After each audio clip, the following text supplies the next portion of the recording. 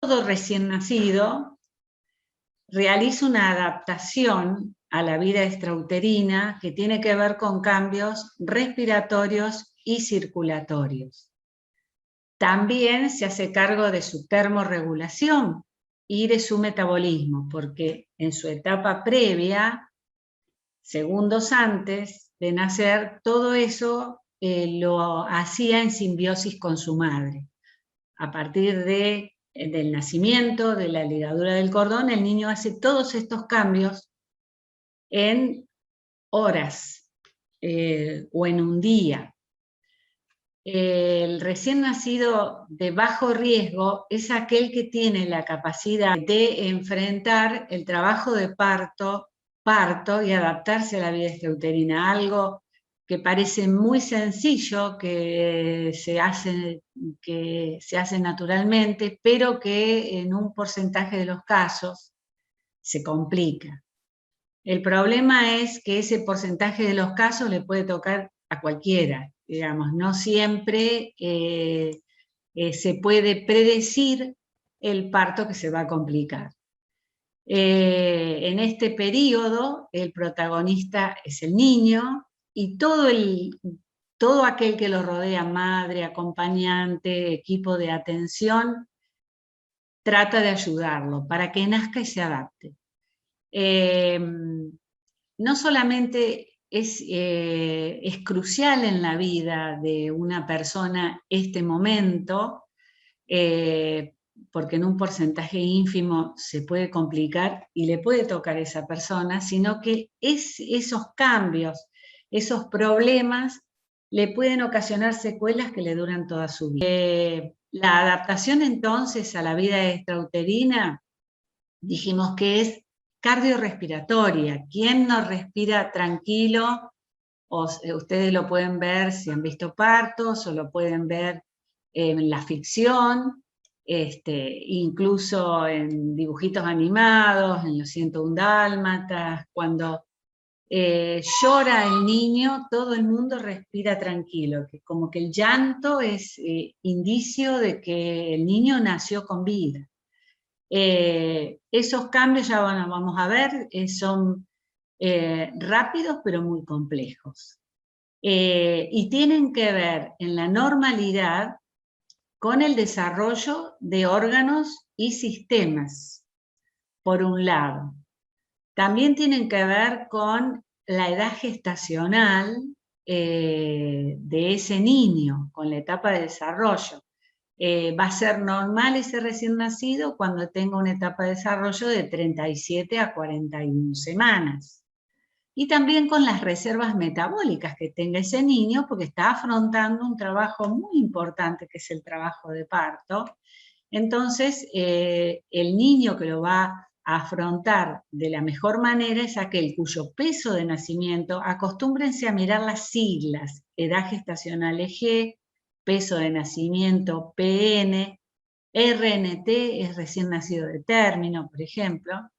Entonces, cuando todo chico normal es un chico que tiene un buen desarrollo de todos sus órganos y sistemas, en especial sistema cardiovascular y respiratorio, una edad gestacional entre 37 y 41 semanas, o bien que tiene un peso de nacimiento que, si yo lo percentilo, está entre el percentilo 10 y 90, que es adecuado para su edad gestacional. Este es el niño normal. ¿Cuál es el niño que tiene problemas? Y bueno, un niño con malformaciones congénitas mayores, o sea, ¿qué quiere decir mayores? Que afecta a órganos o a sistemas importantes. Por ejemplo, que nazca con un dedo de más no es una malformación mayor, pero que nazca con pulmones chiquitos o sin un pulmón sí es una malformación mayor.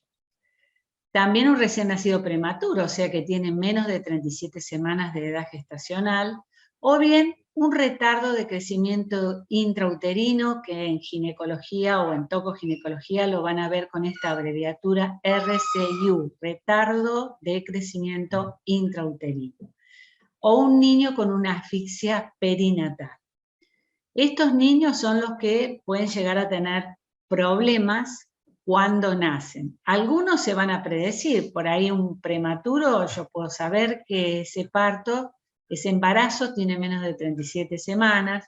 Las malformaciones también se pueden, hoy en día, se pueden anticipar si la mujer tiene embarazo controlado y tiene todas las ecografías, y en las ecografías nos sale una malformación. El RCIU solamente se diagnostica cuando ese embarazo está controlado, y ya el ginecólogo advirtió que dejó de crecer dentro de los parámetros normales.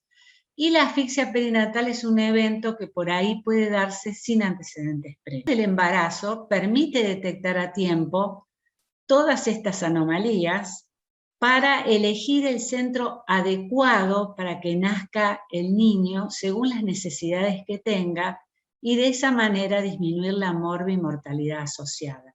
Esto se puede hacer solo si hay un control de embarazo, pero más de una vez viene una embarazada a parir sin control de embarazo y nos encontramos con algunas de estas situaciones. Cuando el niño nace hay una adaptación cardiorrespiratoria dentro, que están muy relacionadas, por eso siempre se habla de cardiorrespiratorio.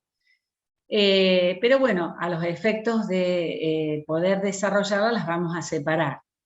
La adaptación respiratoria a la vida extrauterina entonces tiene interdependencia con la adaptación circulatoria, y en la vida intrauterina los pulmones fetales tienen los alvéolos ocupados. Los alvéolos, ustedes saben que son las cavidades más pequeñas del tejido pulmonar, se llaman alvéolos porque es una cavidad que es donde se hace el intercambio gaseoso. En el feto están ocupados por líquido pulmonar, o sea, no es que el alvéolo está colapsado y no tiene nada, tiene líquido, está dilatado con líquido. Este líquido pulmonar, que acá lo abreviamos como LP, está secretado por las células alveolares. ¿Cuáles son las células alveolares? El epitelio del alveolo. Son células planas, están las de tipo 1 y tipo 2, que ya vamos a ver las de tipo 2 que hacen, y las de tipo 1 es a través de ellas que se hace el intercambio gaseoso. Por otra parte, en la laringe yo tengo un cierre parcial de la glotis fetal, que lleva a aumentar la presión de ese líquido que está adentro del alvéolo, y a su vez hay una presión que me la ejerce el líquido amniótico. ¿Qué es el líquido amniótico? Es un líquido que está dentro de las bolsas a donde está el feto. Ustedes saben que el feto está nadando en ese líquido amniótico, que es muy importante para mantener estos alvéolos dilatados y para promover el crecimiento del pulmón fetal. Ese líquido el feto lo traga continuamente y lo hace pis, y así mantiene el equilibrio, aparte de la función secretora de la placenta y del amnios. Van a mantener el balance de ese líquido, que es fundamental para amortiguar digamos, los órganos, para permitirle al niño moverse dentro del útero, y esos movimientos le permiten el desarrollo de los miembros, de los dedos, de las manos, de los pies, de las orejas. O sea, cualquier alteración que me disminuye ese líquido amniótico, por ejemplo, un niño con una malformación renal o una obstrucción renal que no orina el líquido, va a tener una disminución del líquido amniótico y el niño puede tener problemas graves. Dentro de ellos está la falta de desarrollo de los pulmones, porque acuérdense que el líquido es muy importante para mantener la presión, la distensión de los alvéolos junto con el líquido pulmonar y el desarrollo de esos alvéolos. ¿Cómo se llama eso de esa disminución del líquido amniótico? Se llama oligoamnios. ¿Por qué es oligo? Oligo siempre es poco, y amnios es de líquido. Esa presión y el líquido pulmonar mantienen los alvéolos distendidos y estimulan el crecimiento pulmonar fetal. A su vez, para intercambio gaseoso yo tengo el alvéolo, que después va a tener aire, y tengo vasos sanguíneos pegaditos al alvéolo. Paralelo al desarrollo de los alvéolos tengo el desarrollo de los vasos sanguíneos. Si yo no tengo alvéolos, tampoco voy a tener vasos sanguíneos. Y estos cuadros, donde no hay desarrollo de los pulmones fetales, son cuadros muy graves. Se dan en aquellos niños que tienen poco líquido amniótico, o sea, oligoamnios. Al nacer, cuando el niño nace, la primera respiración que va a ejercer, la primera inspiración, es la inspiración más profunda que hacemos los seres humanos en nuestra vida. Es una presión, o sea, es una respiración en donde se expande el tórax y junto con la expansión del tórax tironea la pleura y tironea los pulmones y los alvéolos. Entonces, cuando aumenta el volumen del tórax y de los alvéolos, por una cuestión física, la presión adentro de esos alvéolos disminuye, se genera una presión negativa en relación a la presión afuera, atmosférica, que va a llevar que el aire, por diferencia de presión, entre de afuera hacia adentro. O sea, por eso es importante ese llanto, hay que verlo, ¿no? Cuando el niño nace y hace esa inspiración profunda, porque eso va a llevar a que el aire se meta en esos alvéolos y una vez que se mete, inicialmente las cuerdas vocales se separan para que el aire se meta y después se aproximan y se hace como un semicierre que lleva al llanto y a su vez a iniciar una nueva inspiración y van atrapando el aire, generando lo que se llama la capacidad funcional residual. ¿Qué es eso? Es el volumen de aire que queda en los pulmones. Ustedes saben que los pulmones en la expiración no sacan todo el aire, sino que dejan un volumen de aire residual que los mantiene expandidos, porque si no estaríamos todo el tiempo despegando alvéolos y eso nos generaría un gran trabajo respiratorio. El niño lo hace con ese llanto, va atrapando el aire y esa expansión del pulmón estimula el centro respiratorio y inicia y sostiene la respiración. Fíjense qué importante que es eso. Y de todo eso depende que el niño se adapte.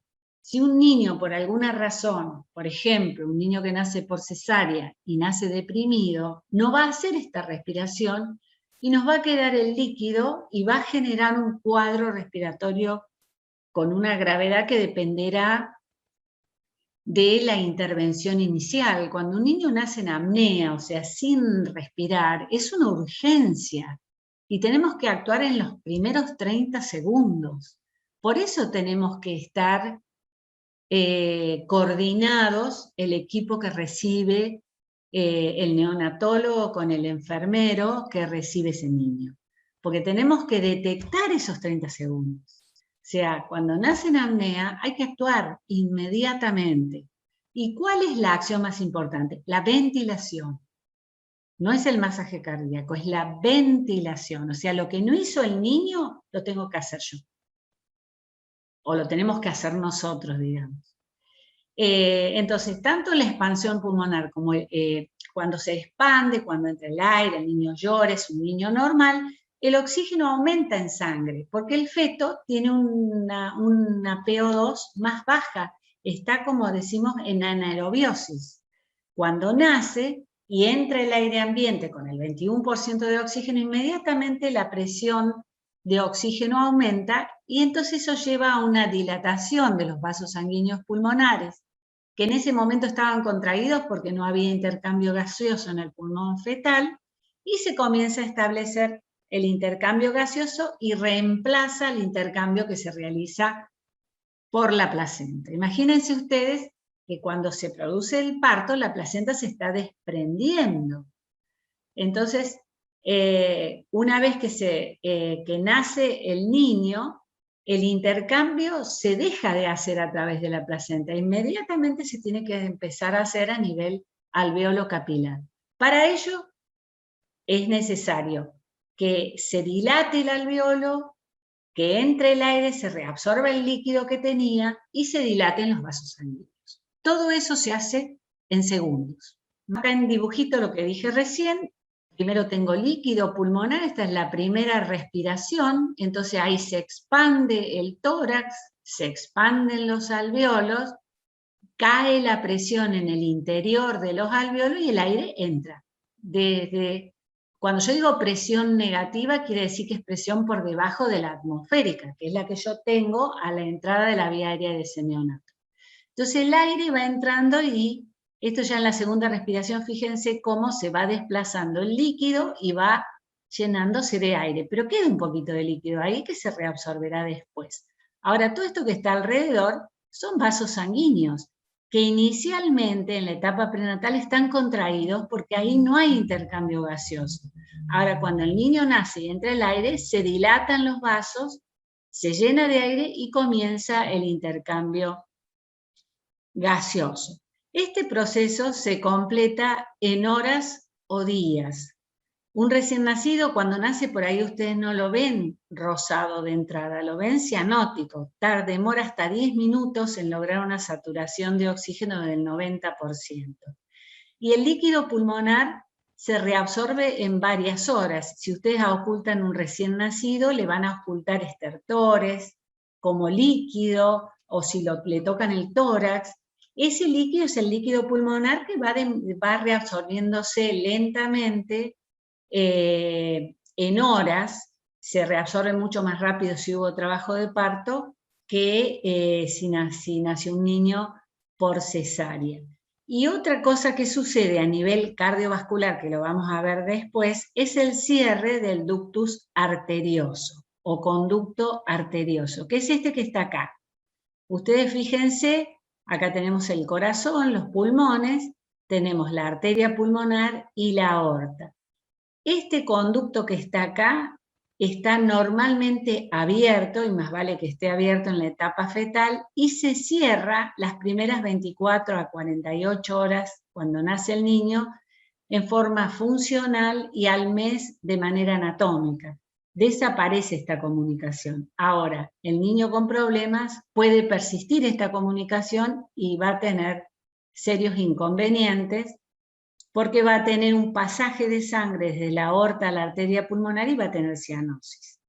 Entonces, es importante también este cierre, pero este es un evento cardiocirculatorio.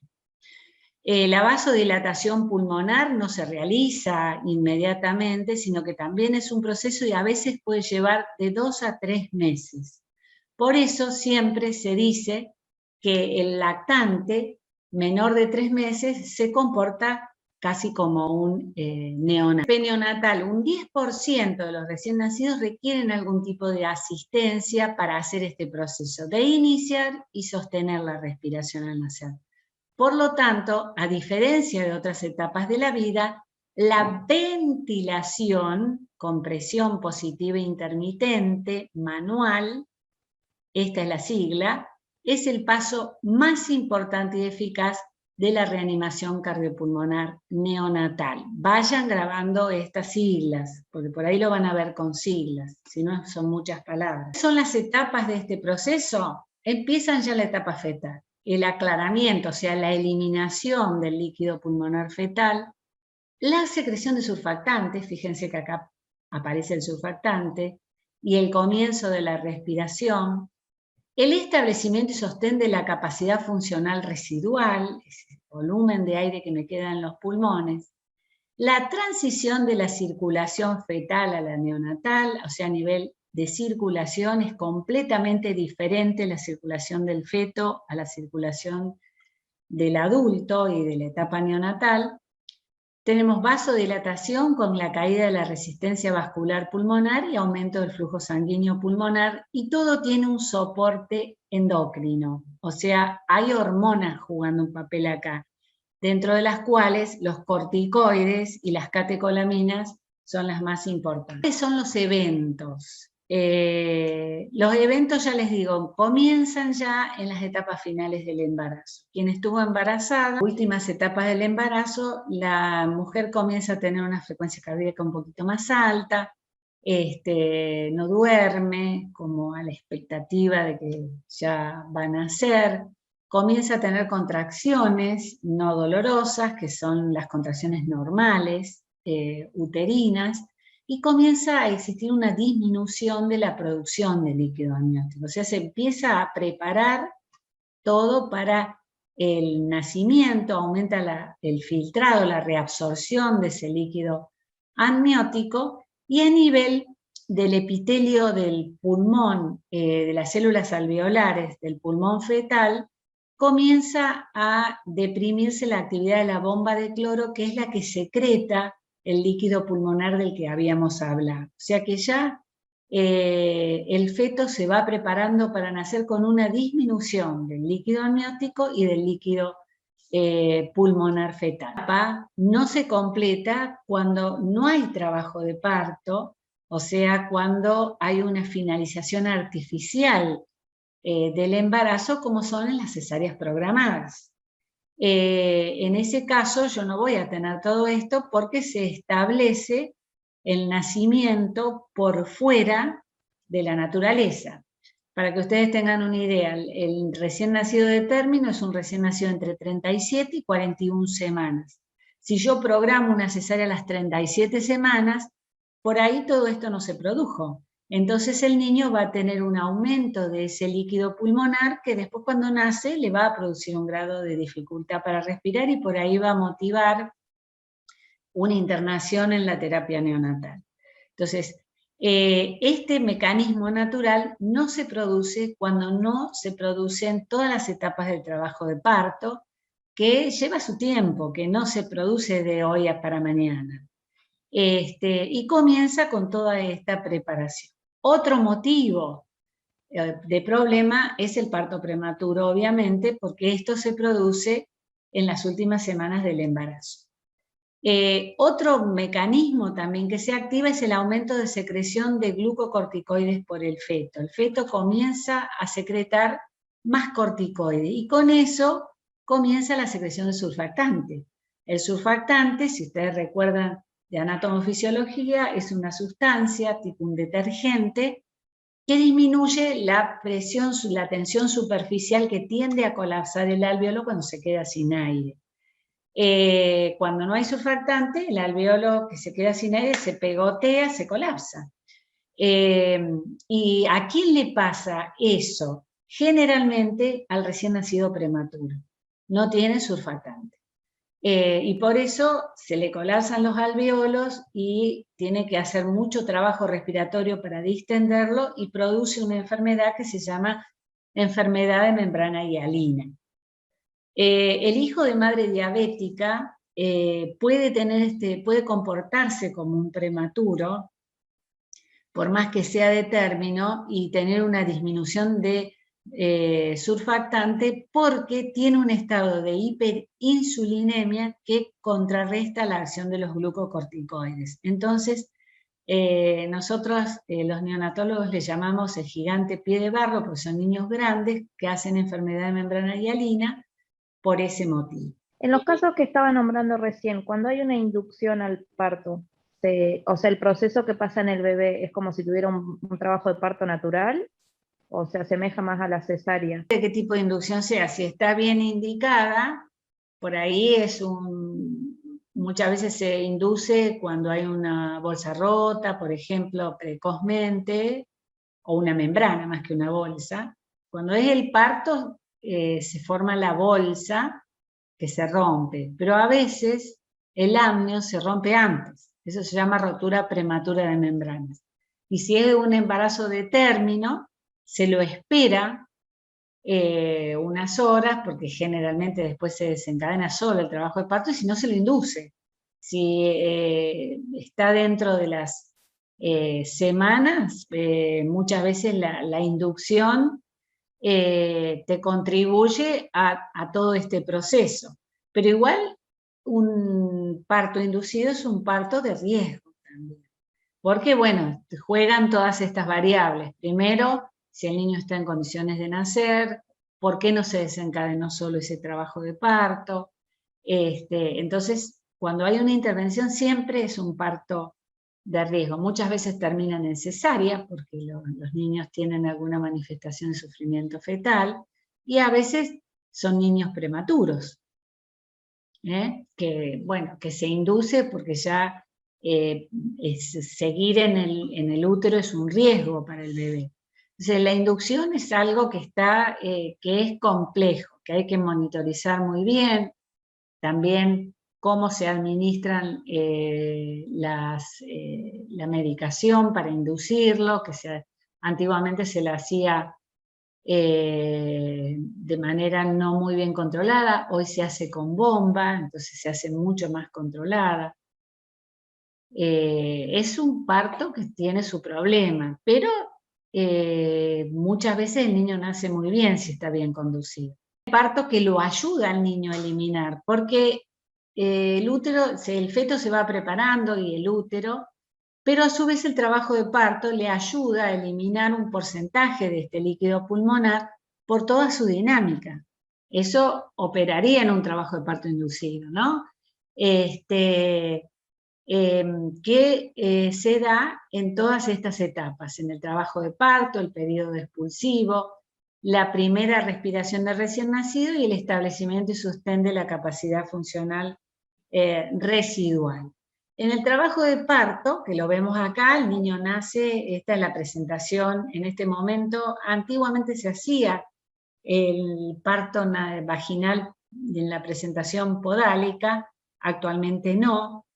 Les aclaro una terminología: presentación se llama a la zona del feto que se presenta para nacer. En este caso, la que, digamos, encara el canal de parto, que está formado por el cuello y la vagina de la madre.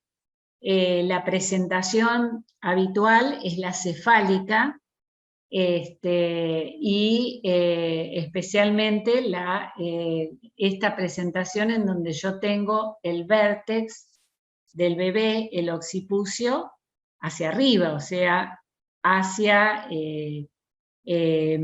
la sínfisis pubiana, y no el vértex hacia el sacro de la madre, que sería la occipito sacra, en donde el niño nace mirando para arriba. Generalmente el niño nace mirando para abajo. Entonces, el vértex está a nivel de la sínfisis pubiana. Nace entonces primero la cabeza del niño, o sea que la presentación es caudocefálica, y lleva a que se elimine el 30% del líquido pulmonar de la vía aérea. ¿Por qué? Porque las contracciones uterinas comprimen el tórax fetal, y cuando sale la cabeza vamos a tener una caída de la presión en la vía aérea superior en relación al tórax. Entonces el niño acá no se ve muy bien, pero le sale líquido por la boca y la nariz, que es lo que uno ve cuando el niño nace. Nace con muchas secreciones que se produjeron por esta compresión torácica. Y bueno, y eso posteriormente, cuando el niño nace, tengo el llanto. Lo veo acá, se lo coloca sobre la panza de la mamá, y en este momento, esto lo van a hablar también con la doctora Pérez, antiguamente el cordón umbilical se seccionaba en el primer minuto. Actualmente se lo espera hasta que deje de latir. Aquel que recibe el bebé generalmente palpa el cordón para ver la frecuencia cardíaca que tiene el feto. Fíjense que este feto tiene como una acrocianosis, cianosis, porque inicialmente ya decíamos que hasta que se oxigena bien pasan varias respiraciones, ¿no? Por todo lo que yo les decía, el llanto, el niño larga el llanto porque hay un cierre parcial de la glotis, el aire entra en la vía aérea y es presurizado en los alvéolos y se va formando la capacidad funcional residual. Se producen varias respiraciones efectivas, y la reabsorción del líquido pulmonar completa la capacidad funcional residual en 3 horas en el parto vaginal y 8 horas en el parto por cesárea sin trabajo. Una apnea o ausencia de la respiración, hay que realizar ventilación a presión positiva intermitente manual. Entonces tengo una inspiración larga y profunda con alta presión negativa para establecer la capacidad funcional residual. El cierre activo de la glotis al finalizar la inspiración se mantiene al comienzo de la expiración, boqueando la salida del gas. Esto hace la presión en el gas alveolar y al abrirse la glotis produce una rápida expulsión del aire con el llanto.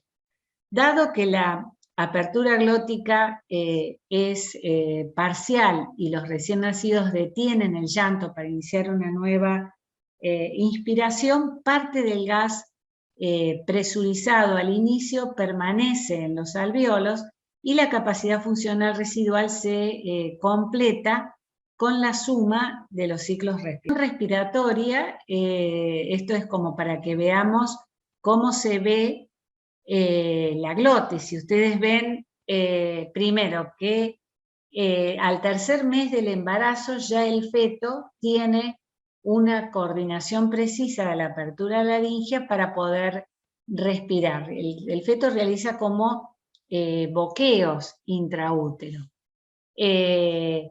Y el cierre de la apertura laringea produce un aumento de la resistencia al paso del aire. Normal, en la inspiración las cuerdas vocales se van a separar, como se ve a la izquierda de la imagen. Las cuerdas vocales son esas líneas blanco nacaradas que se ven en la glotis. En la inspiración yo tengo que se abducen, o sea, se abren para permitir el paso del aire. Y en la expiración se cierran.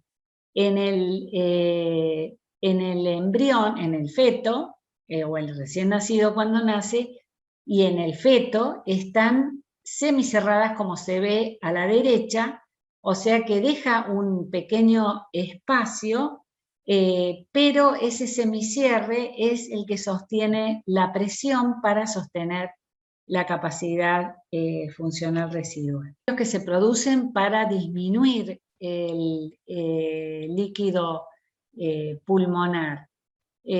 Por un lado, se producen cambios a nivel de las células alveolares, se activa la bomba de sodio y potasio para comenzar ya la reabsorción completa del líquido pulmonar desde el alveolo hacia el intersticio.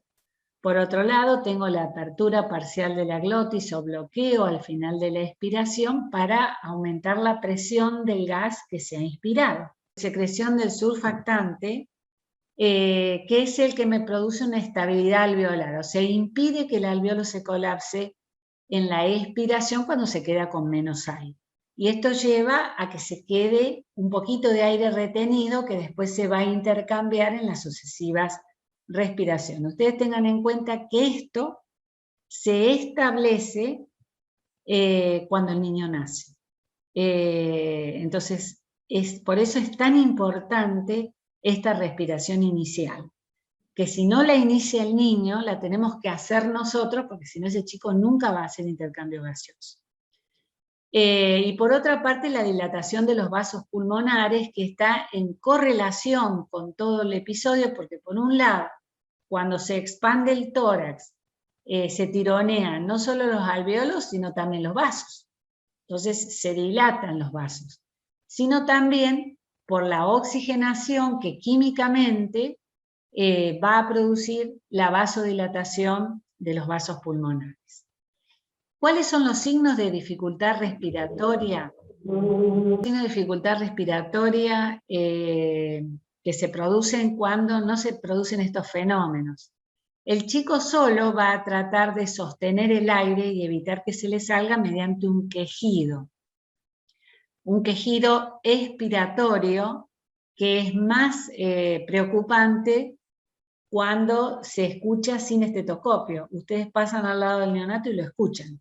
Es un quejido expiratorio, que es el que semicierra las cuerdas vocales para sostener el aire adentro de los alvéolos. Después tenemos hipoxemia,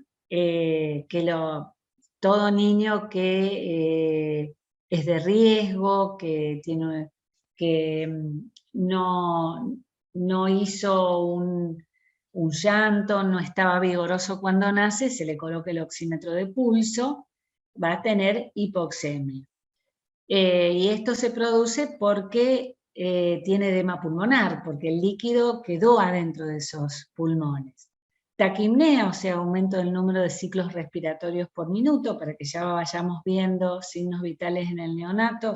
Hablamos de taquipnea cuando tiene más de 40 respiraciones por minuto. Fíjense que el neonato tiene una frecuencia respiratoria fisiológicamente mayor que el lactante o el niño mayor, y ni que hablar con el adulto.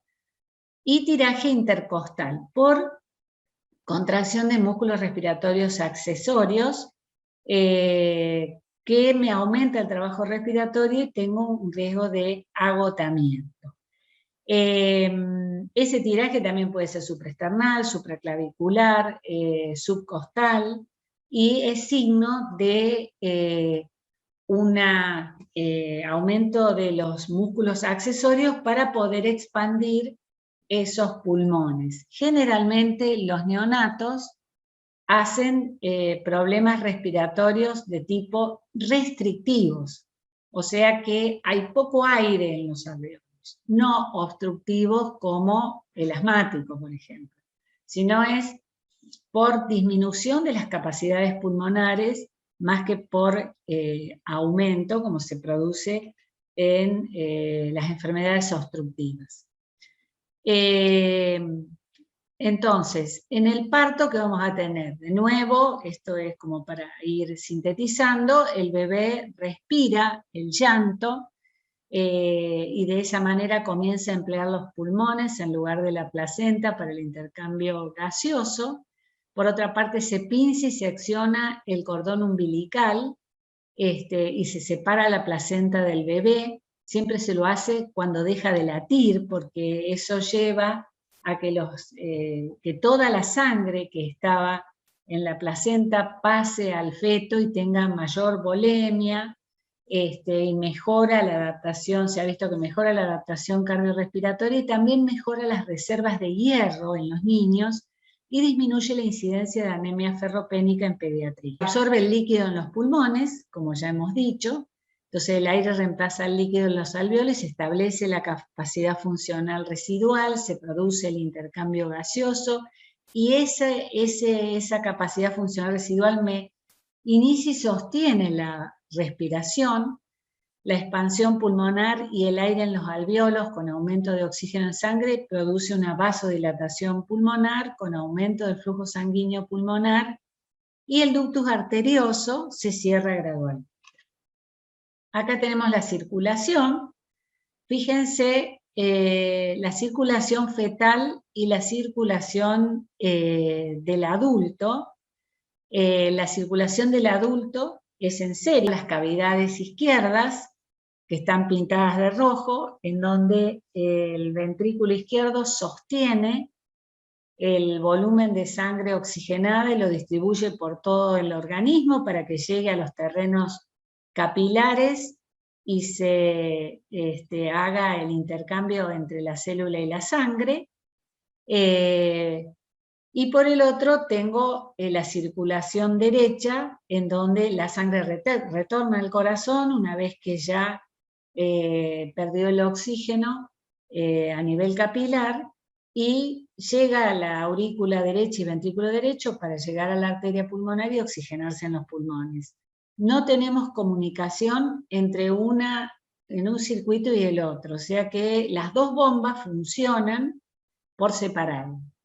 En cambio, en el feto no sucede eso, sino que hay una circulación en paralelo. Hay mezclas, hay shunt, se mezcla una circulación con la otra, y en general la presión de oxígeno del feto es más baja que la del neonato. Tiene una presión, mientras el neonato tiene una presión de oxígeno de 70, 80, el feto puede tener presiones de oxígeno de 50, o sea, se maneja con bajas presiones de oxígeno. ¿Dónde se hace el intercambio en el neonato? A nivel de la placenta. Yo les dejé un pequeño video para que lo vean en el aula de lo que es la circulación fetal.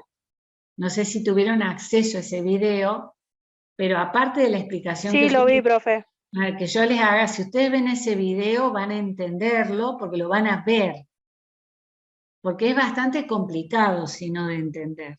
Y es importante que sepamos porque nos explica parte de los problemas del neonato, ¿no? Entonces mírenlo y mírenlo muchas veces para que comprendan qué es lo que sucede. Porque acá la sangre oxigenada entra por el cordón umbilical desde la placenta, donde se produjo el intercambio gaseoso, el intercambio de nutrientes, todo, como si fuera un intestino también la placenta, pero ahí viene la glucosa, viene el sodio, el potasio, todo, las grasas, todos los nutrientes. También pasan las drogas, pasa el alcohol. Bueno.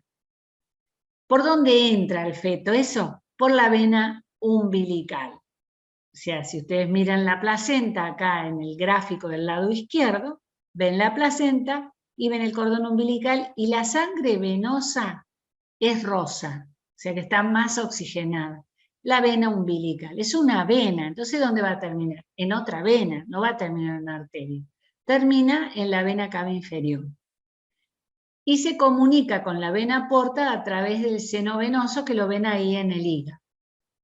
Entonces, en la vena cava inferior va a llegar a la aurícula derecha. De allí, si ustedes ven, hay un yunteo, hay un cortocircuito de la aurícula derecha a la izquierda, ven rojo ahí, que cruza. No, disculpe doctora, me perdí justito la última parte de la aurícula derecha. En la aurícula derecha, la ubicada, la aurícula derecha que está de azul, fíjate que hay un chorro de sangre roja. Ahí se ve un chorrito. Sí, ahora sí.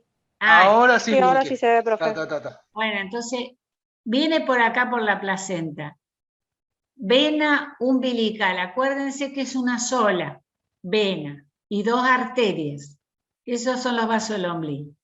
Si la vena umbilical, que es bien grande, por el seno venoso va a pasar a la vena porta. Este es importante cuando se canaliza, no tiene que quedar acá el catéter porque se puede producir cirrosis. Entonces, porque el catéter que nosotros colocamos cuando canalizamos ombligo, entra por la vena umbilical. Cuando quiero, también puedo cateterizar arteria, pero la más rápida es la vena, porque es grande, es una vena hermosa. Entonces entra la sangre oxigenada por la vena, llega a la cava inferior, aurícula derecha, y de allí se cruza a la izquierda, ¿ven? Cruza por el foramen oval, que es un orificio que está en el tabique interauricular. ¿Me siguen ahí? Izquierda, fíjense que está bien roja la sangre, ventrículo izquierdo y aorta. Y de allí va a los vasos, que ahí me perdí el mouse, ahí, a los vasos de la parte superior del cuerpo, que son el tronco brachiocefálico derecho, que se divide en subclavia y carótida derecha, la carótida izquierda y la subclavia izquierda. Y después sigue por el callado y acá se torna violeta. ¿Por qué se torna violeta? Porque acá hay un shunt también. Acá tenemos un shunt en el foramen oval, pero acá tenemos otro. Este es el ductus, que me comunica la arteria pulmonar con la aorta, el conducto arterioso que yo les decía recién. ¿Por qué es esto? Porque la sangre que llega a la aurícula derecha también llega de retorno de los vasos de la cava superior. Se mezcla acá con parte de la sangre que venía por la vena umbilical y pasa al ventrículo derecho. Ven que el ventrículo derecho va a pasar a la aorta, que es una sangre violeta porque está mezclada sangre venosa con la sangre arterializada que venía por acá, y de ahí va a pasar muy poquito a los pulmones tienen muy poca irrigación porque no cumplen función de intercambio gaseoso, y mucha va a pasar a la aorta descendente por el conducto arterioso. Y se mezcla, ven que para la mitad inferior del cuerpo la sangre está menos oxigenada que para la mitad superior. ¿Por qué será eso? Órganos vitales. Recuerden que la primera rama de la aorta, no sé si se acuerdan de anátomo, son las coronarias. Entonces, la naturaleza es tan sabia, mucho más que los seres humanos, o Dios, o al que le quieran llamar, que protege los órganos vitales. Nosotros vivimos gracias a que el corazón late y gracias a que los pulmones respiran. Bueno, en el sistema nervioso central yo tengo los centros, cardíaco y respiratorio, en el tronco cerebral, a nivel del bulbo y protuberancia. Entonces, la sangre más oxigenada va a esos órganos vitales, va a los centros cardiorrespiratorios y al corazón. Después se mezcla con la sangre de retorno y vuelve y va a irrigar todos los órganos que son importantes, pero no tanto porque en el feto el intestino no absorbe, los riñones sí son importantes para eliminar el líquido amniótico que decíamos, pero bueno, no eliminan muchos residuos porque todo va por acá, y después vuelve por las arterias umbilicales al cordón umbilical y de allí a la placenta. Y en la placenta va a eliminar urea, creatinina, todos los desechos, pero por la circulación arterial. Fíjense que es al revés de lo que sucede en el adulto. Por eso es tan complicado. Aparte de esta explicación que yo les hice, vean ese video, se los recomiendo, creo que dura 10 minutos. Todas las veces que quieran, para que ustedes puedan comprender cuando nace, ¿qué sucede? Bueno, cuando nace el chico se expanden los pulmones, sale el líquido, se dilatan los vasos. Como se dilatan los vasos, aumenta el flujo sanguíneo pulmonar. Acá estas arterias ya van a ser más grandes, porque va mucho flujo sanguíneo. Entonces, y por otra parte, se corta la placenta.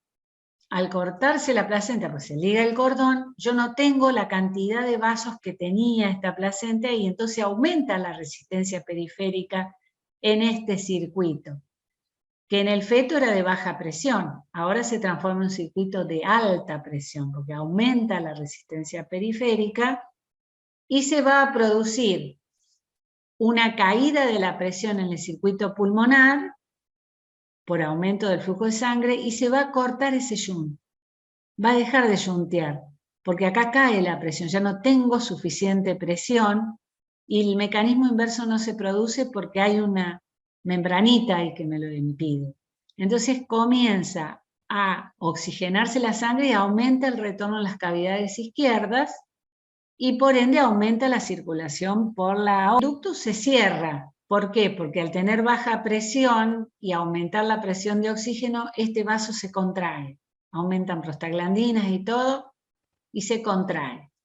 Y de esa manera se cierra esta comunicación. Las dos comunicaciones se cierran y se establece una circulación en serio, como es en el adulto. Todo eso falla si no tenemos la primera respiración y la dilatación de los vasos sanguíneos. Primero tenemos el líquido que es absorbido por el sistema linfático, interviene pulmonar, reemplazado por aire.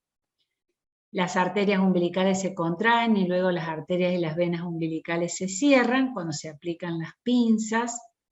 Se elimina entonces el circuito placentario y de baja resistencia y da como resultado un aumento de la presión sanguínea sistémica. Como resultado de la distensión de los alvéolos por el oxígeno y el aumento de los niveles de oxígeno, los vasos sanguíneos se relajan, se dilatan y cae la resistencia vascular pulmonar. ¿Cuáles son los problemas? La falta de reabsorción del líquido pulmonar, por ejemplo, una cesárea programada sin trabajo de parto, la falta de madurez del sistema del surfactante, del que depende la estabilidad pulmonar y la capacidad funcional residual, por ejemplo, el prematuro, el hijo de madre diabética, ya lo habíamos dicho, porque tiene un aumento de la insulina. Parece medio contradictorio, que ustedes piensen hijo de madre diabética y qué tiene que ver eso con el aumento de la insulina. Y es lo que le pasa al feto, hijo de madre diabética, como la madre tiene tanta glucosa en sangre, se dispara el páncreas del feto y le genera un ambiente de aumento de insulina que me contrarresta la acción de los glucocorticoides y el niño puede nacer con pulmones con falta de surfactante. Tengo también una respuesta paradojal de los centros neurológicos que regulan la respiración y circulación por la inmadurez, que lleva a que el niño no tenga una respiración espontánea, o sea, el niño que se hipoxia. Cuando un adulto se hipoxia, aumenta la frecuencia respiratoria generalmente del adulto. Tiene taquipnea. Cuando un recién nacido se hipoxia, muchas veces en lugar del centro respiratorio de aumentar la frecuencia respiratoria, se para. O sea, tiene apnea por la propia inmadurez. O bien puede tener una respiración irregular con aumento de la acción de los músculos accesorios, porque la falta de la respiración lleva a que no establezca esa capacidad funcional residual que le va a ayudar a mantener la ventilación. Entonces el niño tiene 2 o 3 respiraciones ineficaces y se para, que suele suceder. A veces el niño llora, pero ineficazmente, y de golpe hace la apnea. Ojo que es la edad de la vida donde más frecuentemente un niño o una persona puede tener apneas, por este motivo. ¿En qué situaciones se va a producir esto? Un trabajo de parto muy prolongado, donde el niño ha sufrido hipoxia, el feto. Por ejemplo, cuando nosotros hablamos de trabajo de parto prolongado, desde la dilatación completa del cuello uterino de la mujer al nacimiento, no tiene que pasar más de 30 minutos a 1 hora, porque si no ya estamos hablando de trabajo de parto prolongado y tenemos grandes riesgos de que ese niño se hipoxie.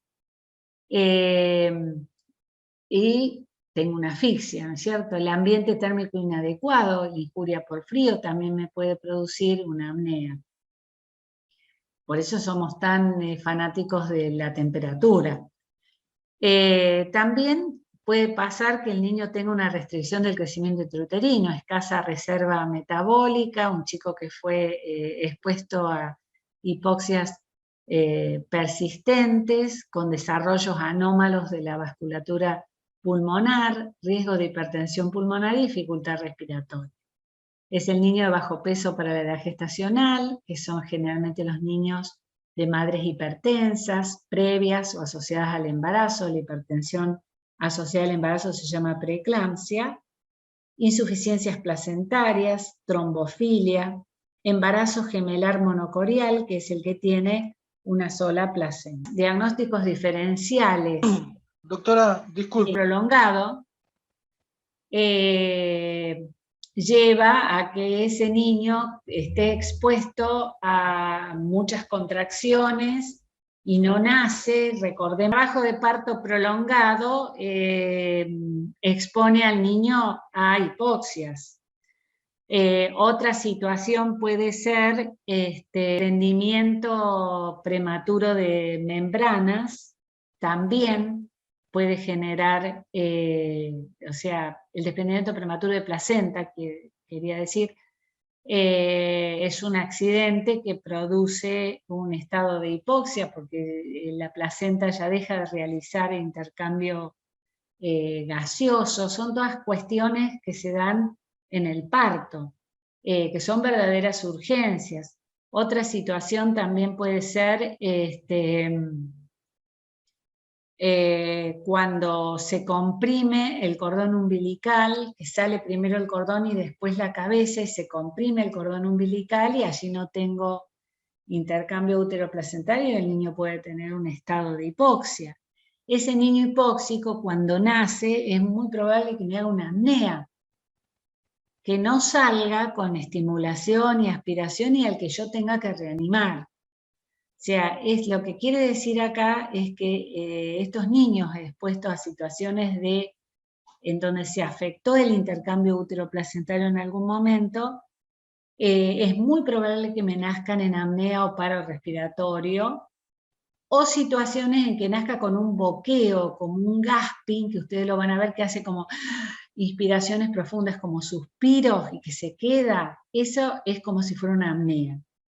En esos casos nunca va a establecer la respiración. Entonces es un estado de asfixia, porque no hay intercambio gaseoso. Yo ahí tengo que ser yo el que le entre el aire a esos pulmones y restablezca ese intercambio gaseoso. Es la maniobra más importante que yo tengo que hacer en un RCP neonatal.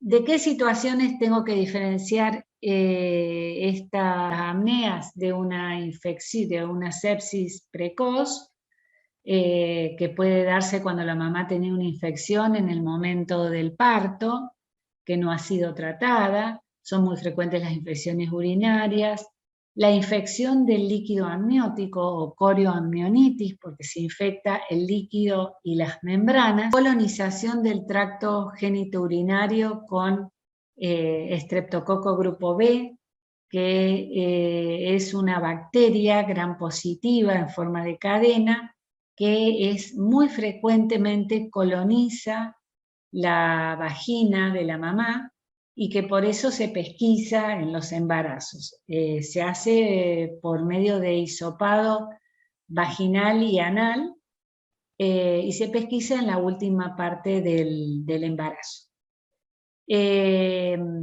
Los procesos adaptativos normales tienden a estabilizarse, o sea, todas estas situaciones, no es que el recién nacido la hace inmediatamente, hay algunos recién nacidos que quedan con algún quejido, con un poco de taquipnea, pero generalmente se estabilizan, sobre todo los nacidos por cesárea, ¿no?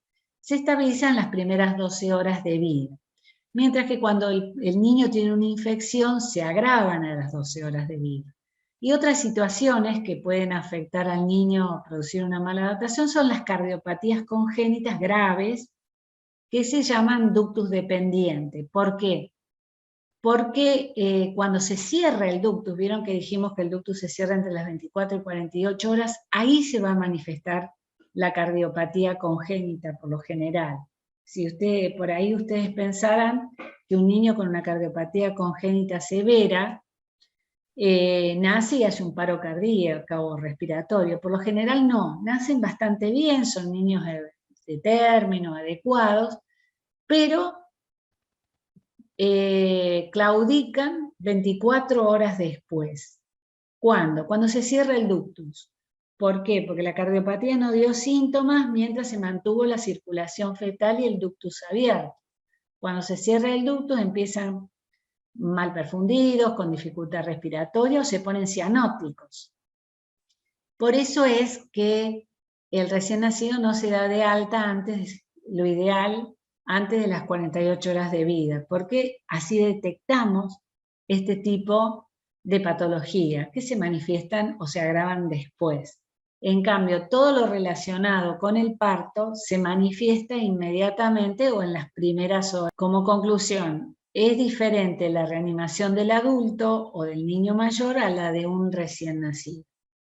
¿Por qué? Porque el paro cardíaco generalmente en un niño o en un adulto es por un trauma o por una cardiopatía, con fallo de bomba, pérdida de conocimiento y apnea. Al momento del paro, muchas veces la presión arterial de oxígeno y la PCO2 son normales, se tornan anormales si no se sale del paro. Entonces lo más importante acá son las compresiones torácicas, la desfibrilación y la medicación. Se hace ventilación, pero lo prioritario son las compresiones torácicas.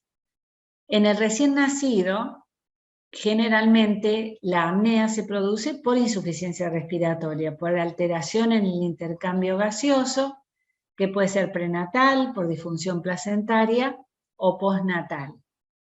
Entonces allí la ventilación con presión positiva al final de la expiración, que es el CPAP, o la ventilación a presión positiva intermitente manual con presión positiva al final de la expiración, son fundamentales, y obviamente en el prematuro la colocación de surfactante que se hace por vía endotraqueal, o sea, el surfactante no se administra por vía endovenosa, se administra para que actúe en los alveolos, entonces se debe administrar por vía endotraqueal.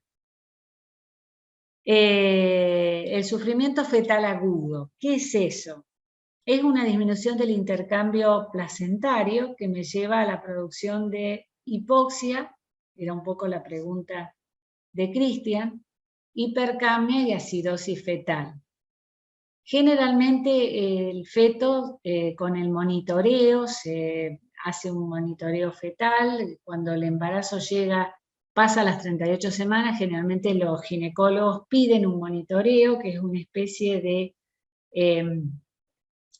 digamos, se registran la frecuencia cardíaca fetal en un trazado, como si fuera un electrocardiograma, a través de la panza de la mamá. Se hace todo un registro, se marca cuando la mamá tiene contracción y se observa cómo varía la frecuencia cardíaca del feto en relación a las contracciones. Y se ve que hay mucha bradicardia, o sea, caída de la frecuencia cardíaca fetal con las contracciones, por ahí se avisa al ginecólogo. Estos registros los hacen muchas veces las obstétricas, las parteras, porque ese niño tiene riesgos de hacer un sufrimiento fetal y de no tolerar el trabajo de parto. Entonces, este problema se suele detectar con el monitoreo del feto.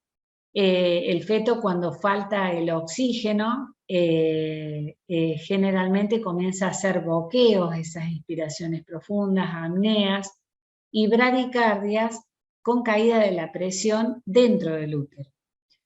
Si el feto nace en esta etapa y el niño tiene solamente una apnea, está comenzando el proceso, por ahí yo lo estimulo, le libero vía aérea, el niño arranca y llora. Pero si nace ya cuando este proceso esté instalado y ya hay caída de la presión, hay acidosis, es muy probable que con la estimulación el niño no arranque, no respire y sea necesario una reanimación cardiopulmonar. Cuando nace el niño en apnea, yo no sé si está en la etapa que recién está empezando y si yo lo seco, lo estimulo, arranca, o si cuando lo seco y estimulo no arranca, tengo que correr a recepción a hacer ventilación a presión positiva. Esto uno hace mucho hincapié porque el recién nacido vigoroso. Es importante que sepamos que ese recién nacido vigoroso es... Doc, Sí. estábamos en la 22 y eso está mucho más adelante. Ah, perdón. Justo que me había... Perdón, pero era un poco más atrás. Sufrimiento fetal agudo estábamos, Doc. Ahí está. Sufrimiento fetal agudo. Entonces, eso ya está, ¿no es cierto? Es una interrupción del intercambio placentario.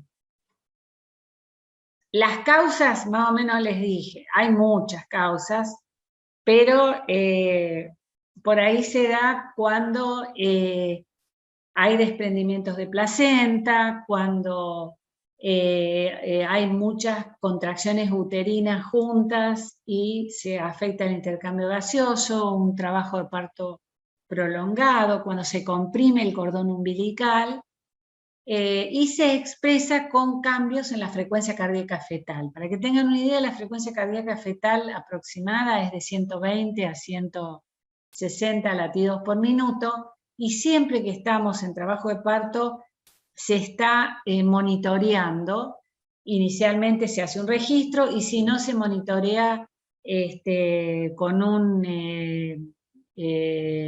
con el SONI, que le llamamos, que es un Doppler, que me permite escuchar los latidos fetales. Siempre que estén por arriba de 120, bueno, vamos bien.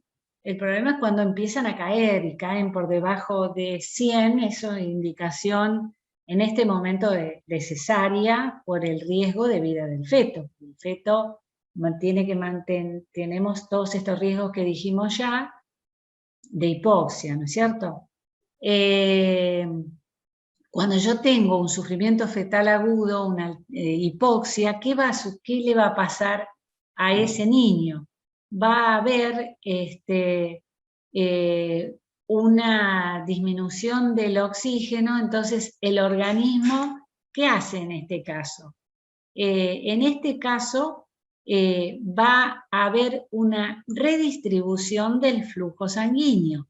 ¿Qué quiere decir esa redistribución del flujo sanguíneo?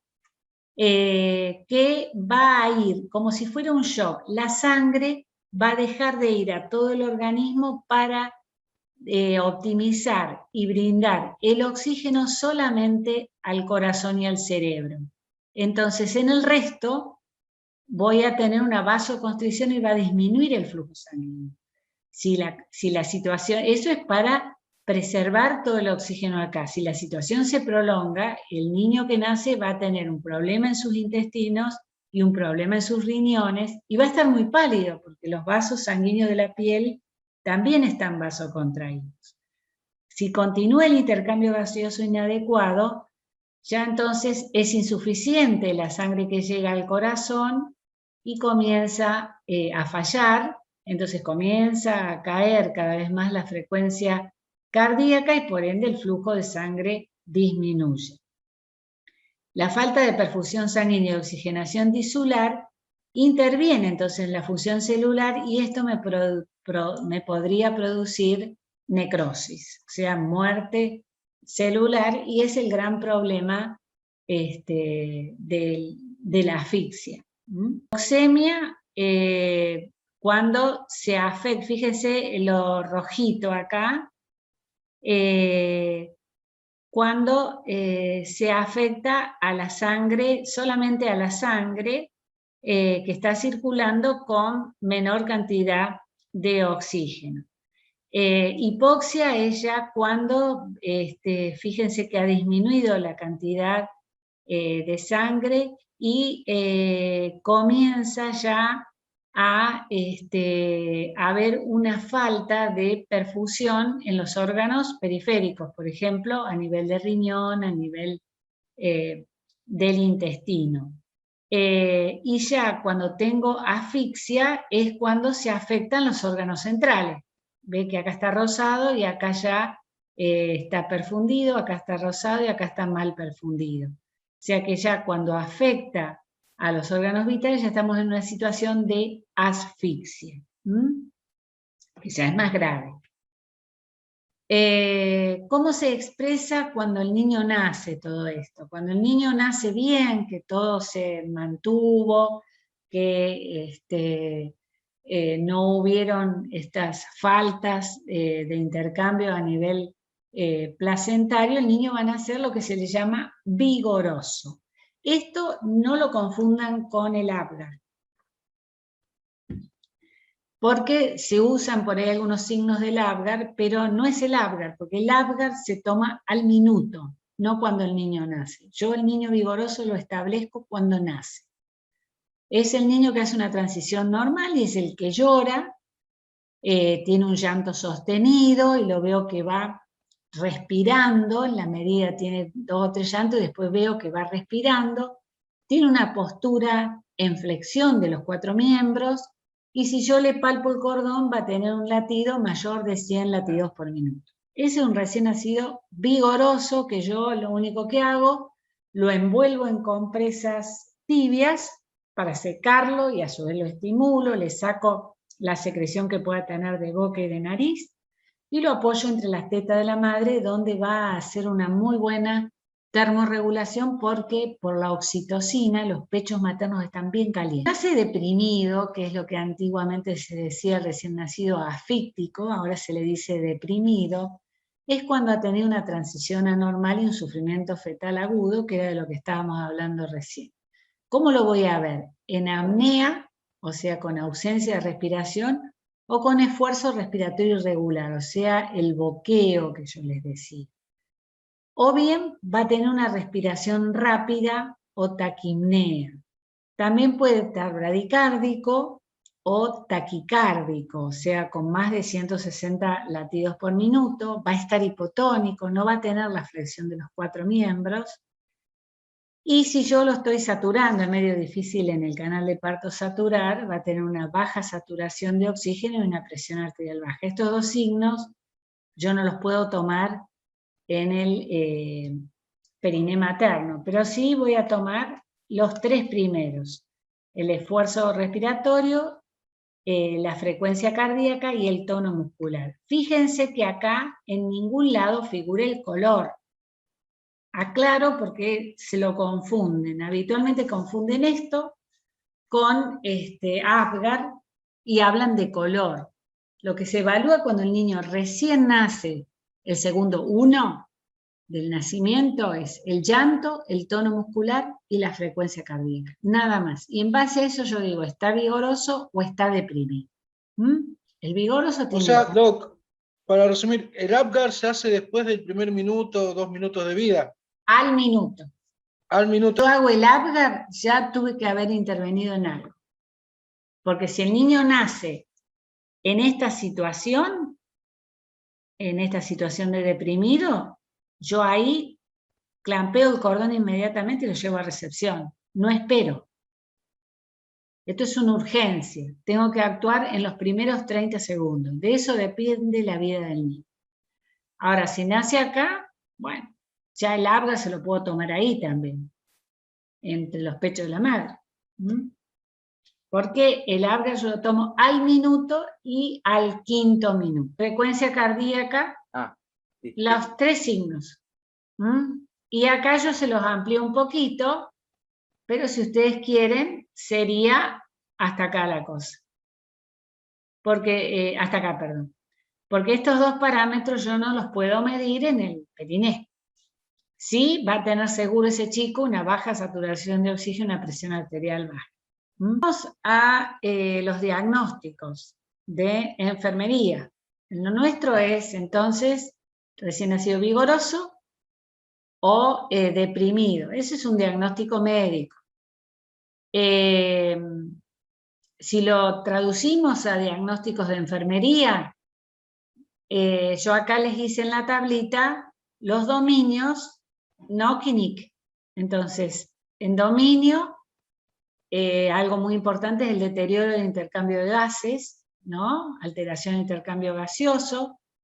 También es importante el patrón respiratorio, porque yo he estado hablando ahí de respiración irregular, taquipnea, bradipnea, apnea. Entonces, este dominio también es importante. Y el riesgo de asfixia. Estos serían los diagnósticos de enfermería que ustedes están planteando. Un niño vigoroso no entra dentro de ningún... los objetivos que yo me planteo es la adaptación del recién nacido.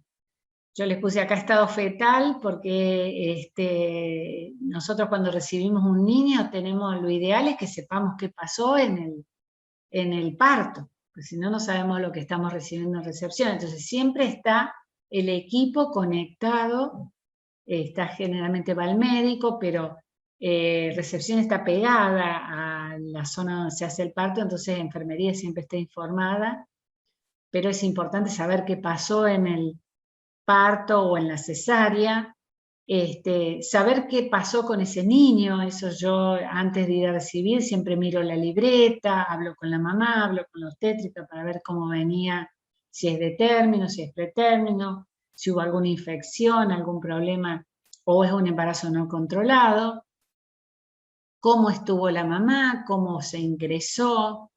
Y bueno, es importante el estado respiratorio. La adaptación incluye el estado respiratorio y un adecuado intercambio gaseoso. Todo esto lo hemos desarrollado. Ustedes lo tienen que adaptar a todos estos objetivos, ¿no es cierto? Acá el intercambio gaseoso implicará el llanto, la capacidad funcional residual, todo lo que ya hemos hablado. Estado respiratorio como objetivo, una buena permeabilidad de vía aérea, o sea, cuando nace, yo lo que pretendo es que se establezca el intercambio gaseoso, pero que el aire entre a través de la vía aérea con una buena ventilación. Por ello es que es fundamental que el niño llore y expanda sus pulmones para que después sostenga la adecuada ventilación, y es la adaptación del recién nacido. Como intervenciones, oxigenoterapia no es un término que a mí me guste mucho, porque lo que yo aplico cuando decido ventilar es gases, y generalmente en forma de mezclas, ¿no? La fracción inspirada de oxígeno FiO2 que uno utiliza para iniciar la reanimación, lo ideal es de 30 a 50%. Es importante liberar la vía aérea, para eso ya vamos a ver, hay que posicionarla para que se abra bien la vía aérea. Y bueno, y está todo el tema de la ventilación manual, con bolsa y máscara o con intubación, ¿cierto? Esas serían las intervenciones que se van a hacer en todos estos patrones de alteraciones de intercambio gaseoso o respiración ineficaz, todo lo que tiene que ver con la resucitación cardiopulmonar, que es la que ustedes van a ver sobre todo con la doctora Pérez. Acá generalmente cuando es un niño bajo riesgo, esto muy raras veces no se tiene que emplear porque es un niño vigoroso, ¿no? La reanimación se da cuando hay paro cardiorrespiratorio. Entonces, por lo general, cuando yo tengo un niño vigoroso, estas intervenciones no son necesarias, a no ser que haya producido alguna injuria. Por ejemplo, termorregulación. Ven acá en el recién nacido, estos acá en el MOLAS, entre las tetas de la mamá. Que lo primero que hace es un punto muy importante, que es la termorregulación. El niño está a una temperatura corporal, 37 grados, y de golpe nace y se enfrenta a una temperatura inferior, que es la de la sala de parto, que no está a 37 grados. Y su superficie corporal es más grande en relación a su peso, tiene una piel fina y encima está mojada, entonces pierde calor fácilmente. Por ende, nosotros tenemos que ofrecer un ambiente agradable, cálido, y lo esperamos con compresas tibias y varias, las vamos cambiando, e inmediatamente lo colocamos, si estamos hablando del niño vigoroso, entre las tetas de la madre. El contacto piel a piel me favorece la lactancia porque muchos se prenden a la teta ahí, si pueden prenderse, estabilizan la parte cardiorrespiratoria, el establecimiento de la capacidad funcional residual, regulan bien la glucemia. En una revisión que hizo este autor Moore de Cochrane, vio que también se favorece el vínculo con la madre y la colonización bacteriana, y sobre todo el tema de la programación y el tema de una buena flora para una adecuada inmunidad y para evitar la hipersensibilidad. ¿Qué riesgo tengo yo acá de hipotermia? Porque el niño nace mojado, se enfrenta a una situación desnudo, con una superficie muy de pérdida de calor. Entonces, ¿cuándo voy a tener hipotermia? Cuando tengo una temperatura en sala de parto menor a 24 grados, por eso en toda sala de parto debe haber un termómetro, quirófano obviamente, menos de 28 grados en recepción y 37 grados en cervocuna, o lugar donde el colchoncito donde voy a apoyar al bebé tiene que tener 37 grados. Por eso hay siempre un calefactor arriba de la superficie donde se va a recibir el bebé. También tengo riesgo de hipotermia cuando se le dieron sedantes a la mamá previo al parto, o después cuando no lo he visto de manera adecuada. Generalmente el recién nacido se abriga un poquito más que como estamos nosotros vestidos, porque hasta que se establece una adecuada recuperación. No se olviden que se ha estresado por el trabajo de parto y por ahí puede haber consumido reservas y va a ser una injuria por frío fácilmente si yo no lo abrigo. Por eso se le pone el gorrito y se le pone una muda de ropa más y se lo envuelve en mantas para que empiece solito a regular temperatura. Las primeras 24 horas tiene que estar un poquito más abrigado que el resto de las personas y no expuesto al frío, de hipotermia a la prematuridad, el retardo de crecimiento intrauterino, por los riesgos de hipoglucemia, de falta de reservas o de depósitos, y la sepsis precoz. Todos esos son factores de riesgo de hipotermia y los niños hipotérmicos se ponen muy mal. ¿Qué intervenciones voy a tener para disminuir las pérdidas? Bueno, el secado con compresas tibias, el abrigo, el gorro, el contacto piel a piel, la temperatura ambiente y obviamente si es un prematuro, la incubadora. Acá para que recordemos de qué manera se pierde el calor, ¿no? Porque acá yo tengo que evitar las pérdidas de calor. Por conducción, cuando yo lo apoyo sobre una superficie fría, muchas veces se usan las mantas térmicas, pero por lo general acá se calienta la superficie por radiación con un calefactor encima del colchón. Por convección, generalmente por corrientes de aire, entonces tengo que evitar la corriente de aire, las recepciones no tienen ventanas abiertas o puertas abiertas, generalmente son lugares chicos, para evitar la pérdida por convección. También por radiación, cuando el niño está contra una superficie fría, por ejemplo, los azulejos o una ventana, por ende, para evitar esto, también tengo los calefactores por encima de la superficie donde yo lo voy a apoyar. Y por evaporación se pierde por agua, por eso lo secamos cuando el dominio de termorregulación, todo recién nacido tiene riesgo de termorregulación ineficaz, todo recién nacido,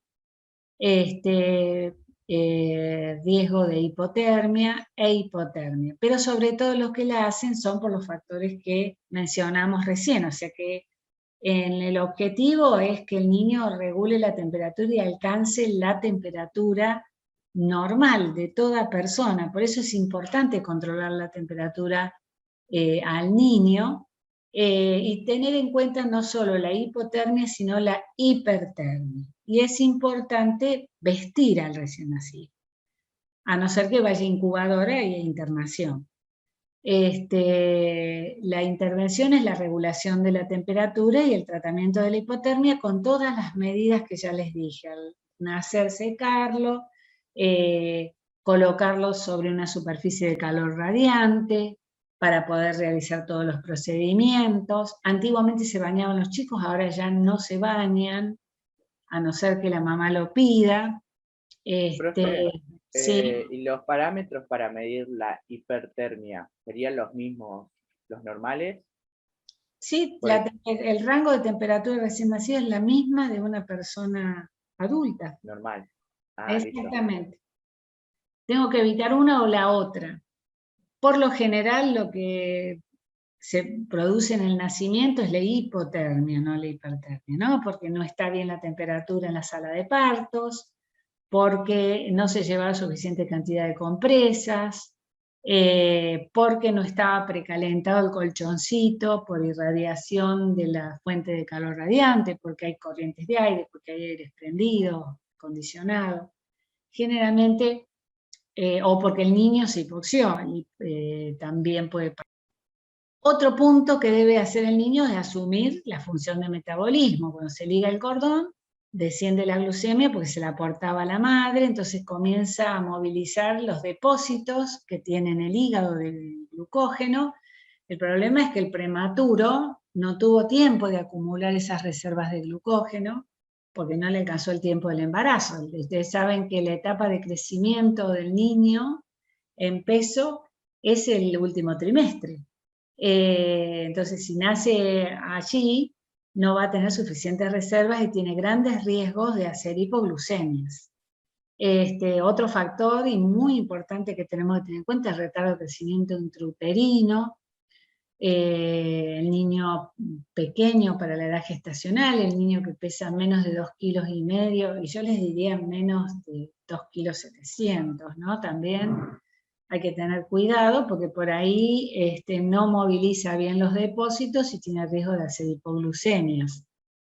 Un niño que tuvo sufrimiento fetal agudo porque gastó todas sus reservas en esa situación de estrés del parto, no se olviden que cuando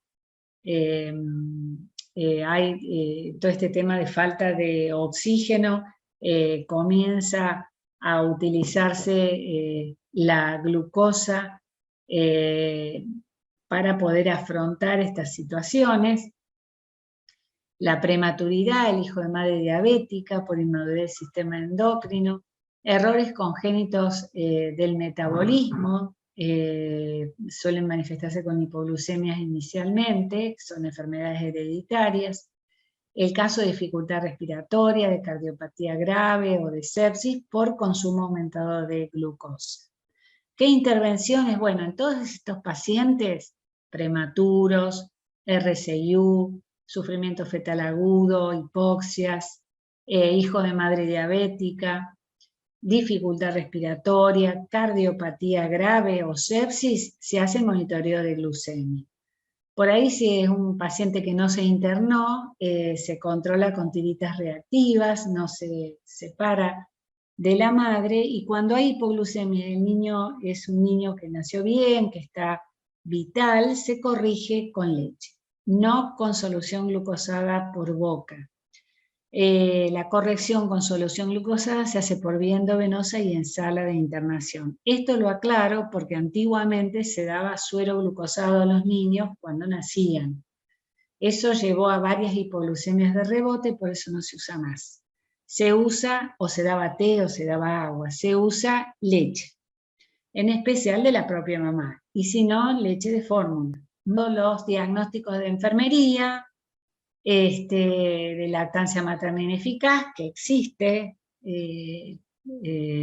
interrupción de la lactancia, por ejemplo en mamás con HIV, hay que suspender lactancia materna, la disposición de la madre para lactar, hay madres que no quieren amamantar, el patrón de alimentación ineficaz del lactante, producción insuficiente de leche materna. Esto tiene que ver con la nutrición. El objetivo es establecer una lactancia materna exclusiva, no siempre es posible, y para ello es muy importante la educación, como lo ven ahí en las NIC, el control. Para eso, esto lo vamos a desarrollar más en internación conjunta, pero es importante acá colocar al pecho, cuando no está contraindicado, al recién nacido lo antes posible, dentro de la primera hora de nacido, porque después el niño se duerme y no tiene interés en amamantarse. Es importante aprovechar esa etapa de alerta inmediata al parto y por ende se trata de no interrumpir ese vínculo entre la madre y el niño cuando el niño nace. En cuanto al metabolismo, es una etapa con mucho riesgo de hipoglucemia o de valores de glucemia inestable. También se tiende a mantener valores normales de calcio o de magnesio, que también se pueden alterar en algunos recién nacidos. Eso también lo vamos a ver cuando veamos internación conjunta, y acá es fundamental el esfuerzo por prender por primera vez al pecho a ese niño, si es posible en la sala de parto, y si no, en internación conjunta dentro de la primera hora.